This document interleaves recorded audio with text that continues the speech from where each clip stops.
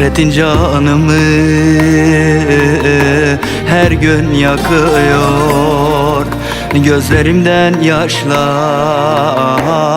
kanlı akıyor. Dört bir yanım senle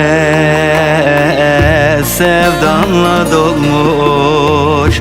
Dön artık sevdiğim, yerin dolmuyor. Dört bir yanım senle sevdanla dolmuş. Dön artık sevdiğim, yerin dolmuyor.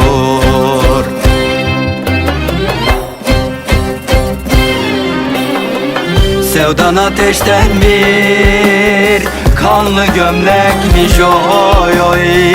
Seni sevmek zaten ölmekmiş.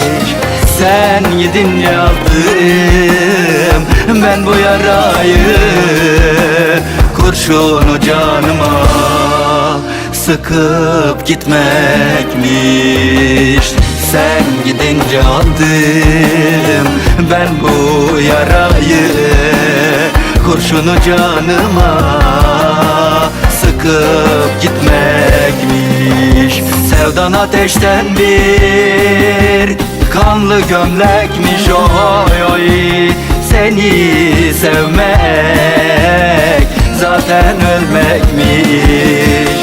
Sen gidince aldım gülo ben bu yarayı, kurşunu canıma sıkıp gitmekmiş. Sen gidince aldım ben bu yarayı, kurşunu canıma sıkıp gitmekmiş.